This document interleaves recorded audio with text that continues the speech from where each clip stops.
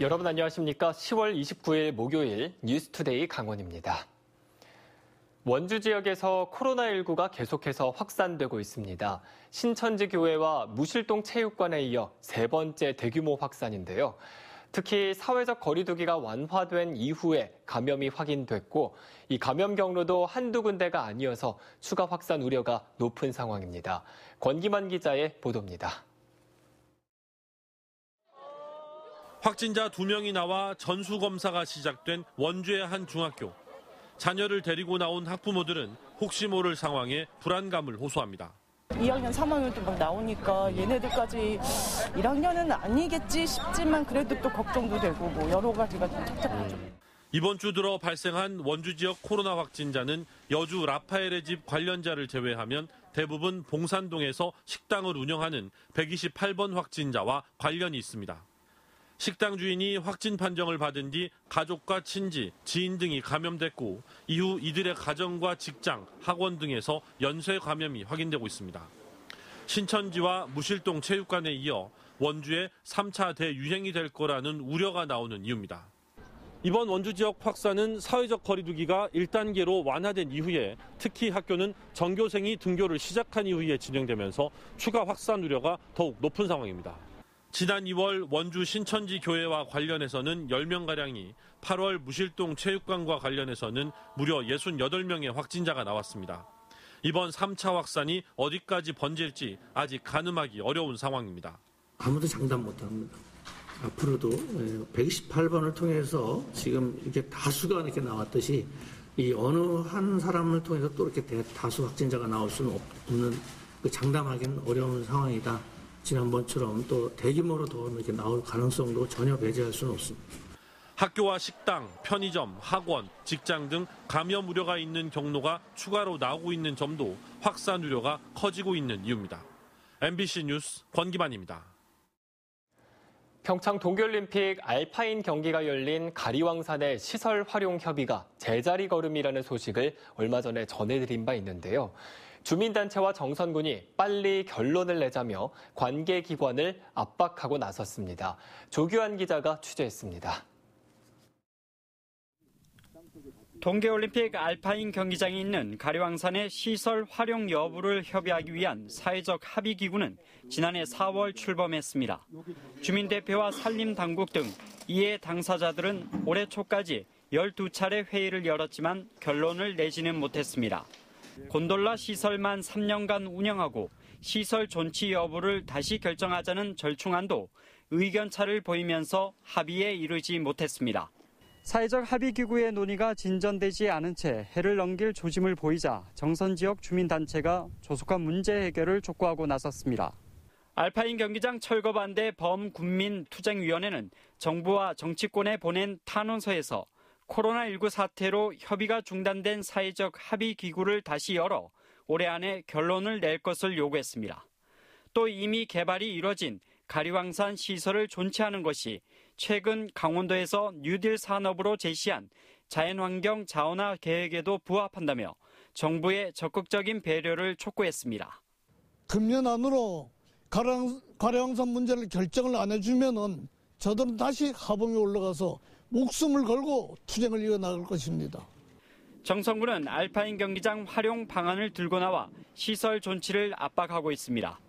알파인 경기장 시설을 활용해 국내 최초의 장애인 스키장과 한국 최대 전지훈련원, 힐링타운을 조성하기로 하고 최근 관계기관과 협약을 맺었습니다.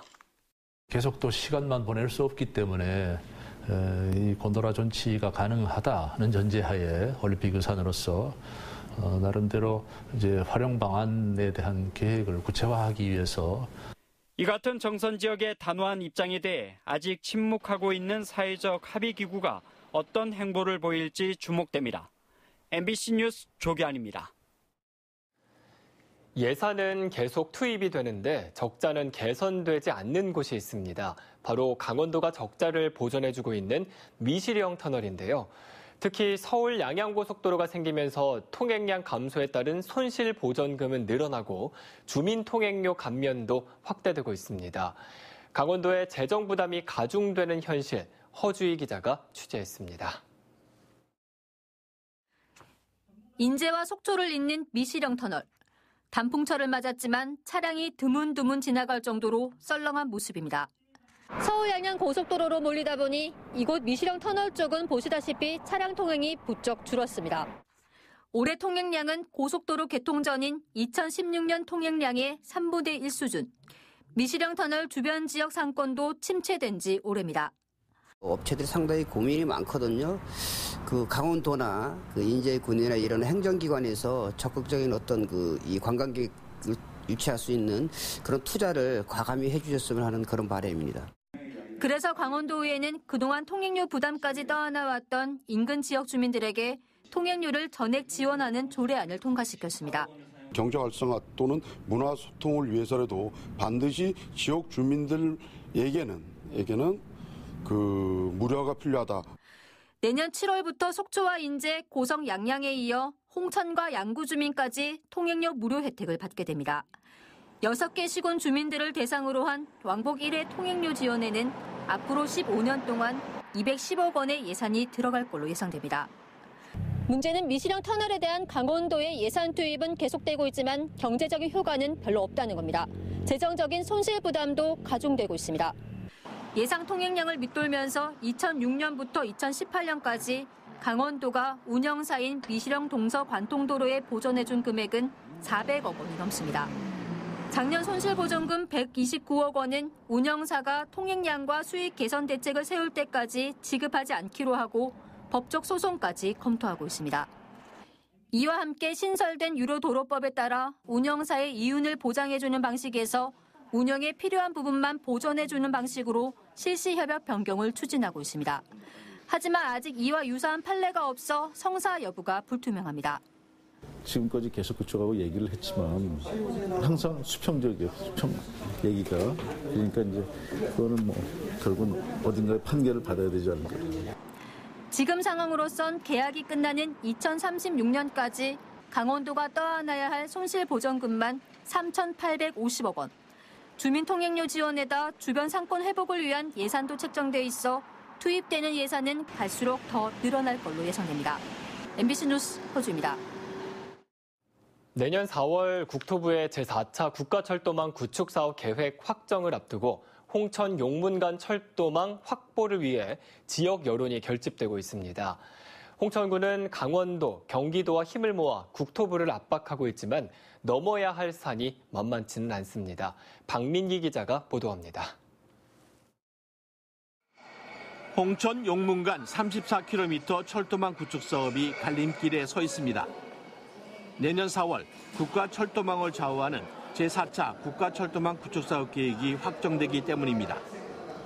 허필원 군수가 이끄는 민선 7기 홍천군정은 이전 춘천, 홍천, 원주를 연결하는 철도 계획보다 홍천 용문 철도망에 주목하고 있습니다.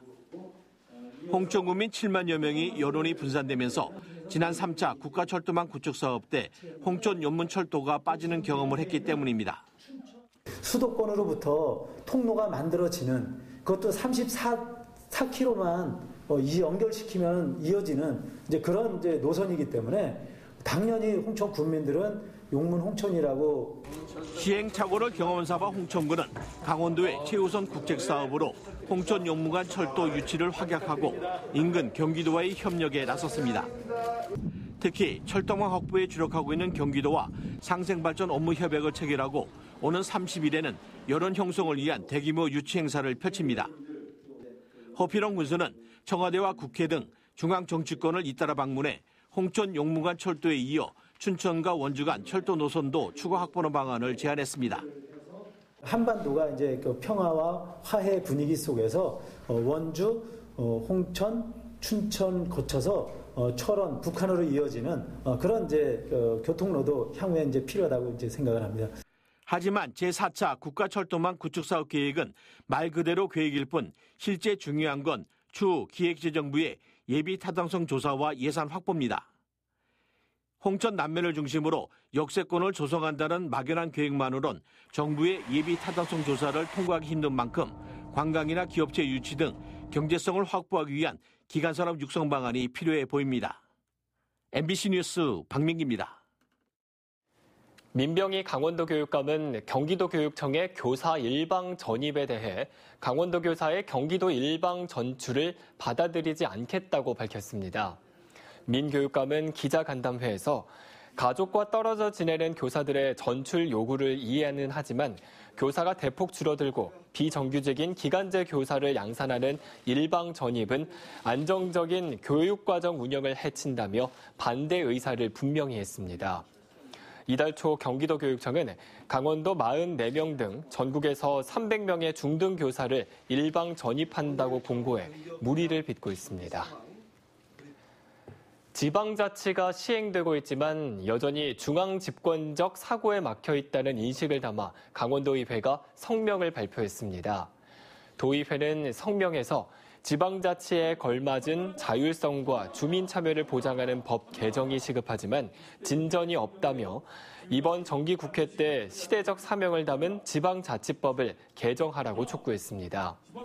또 지방정부에 부여하는 자율성과 책임성을 확대하고 지방자치 정착을 위한 제도적 기반 마련에 정부와 국회가 적극 노력해달라고 주문했습니다.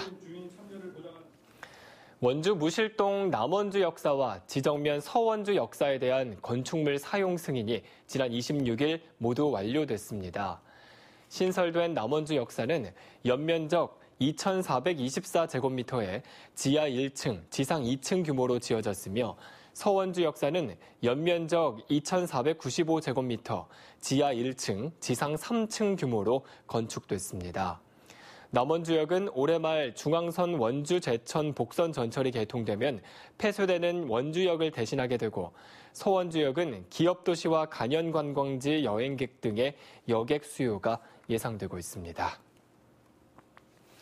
평창군 대관령면 차항리 일원에 추진되는 건강보험 심사평가원 교육연수원의 건립사업이 본격적으로 추진됩니다. 건강보험 심사평가원과 강원도, 평창군은 교육연수원 건립을 위한 투자 협약을 맺고 차질 없는 건립을 위해 힘을 모으기로 했습니다. 심평원은 지난달 대관령면 차항리 일원 약 4만 제곱미터를 연수원 건립 부지로 확정하고 2025년 개원을 목표로 700억 원을 들여 연면적 2만 6천 제곱미터 규모의 연수원을 건립한다는 계획입니다. 설악산 오색 케이블카 사업에 대한 중앙행정심판위원회 행정심판 증거조사가 다음 달 4일과 5일 이틀간 실시됩니다. 이번 증거조사는 양양군이 원주지방환경청에 환경영향평가 부동의 협의에 대해 행정심판 청구서를 낸 지 330여일 만에 열리는 겁니다. 양양군은 원주지방환경청의 부동의 의견이 객관적 사실과 전혀 다르거나 왜곡돼 처분에 하자가 있다고 주장할 계획입니다. 기준치 이상의 중금속을 함유한 낚시도구를 유통한 업체가 해경에 적발됐습니다. 동계지방 해양경찰청은 기준치의 8배에서 15배에 달하는 납을 함유한 낚시추와 낚싯바늘을 수입 유통한 업체 2곳을 낚시관리 및 육선법 위반 혐의로 적발했다고 밝혔습니다. 낚시도구의 납 함유량 허용 기준은 킬로그램당 90mg 이하지만 이번에 적발된 낚시도구는 각각 킬로그램당 1,409mg, 797mg의 납을 함유한 것으로 나타났습니다.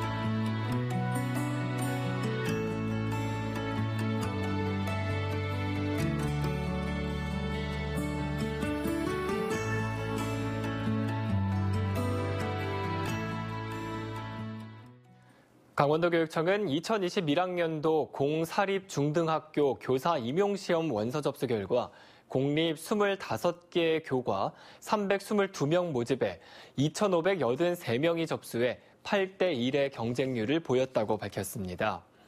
공립에서는 중국어가 2명 모집에 47명이 지원해 23대1의 가장 높은 경쟁률을 보였으며 사서가 3대1의 경쟁률로 가장 낮았습니다. 사립 5개 법인 12개 모집에 사립만 지원한 경우는 18명, 공사립 동시 지원을 포함한 경우는 870명이 지원해 최종 경쟁률은 72대1을 기록했습니다. 북한강 수계를 관광특구로 지정해 수상 관광벨트를 조성하기 위한 강원도와 경기도의 계획이 가시화되고 있습니다. 춘천시에 따르면 강원도는 남이섬과 강촌권역, 경기도는 자라섬과 가평읍 일원을 관광특구로 지정받기 위한 공동연구 용역을 수행하고 정부에 지정 신청할 계획입니다. 강촌 등이 관광특구로 지정되면 각종 규제 특례와 금융 지원이 가능해 외국인 관광 유치 등 파급 효과가 클 것으로 기대되고 있습니다. 이를 위해 춘천시와 가평군은 어제 가평군청에서 북한강 수변 관광특구 용역보고회를 가졌습니다. 이상으로 뉴스투데이 강원을 마칩니다. 고맙습니다.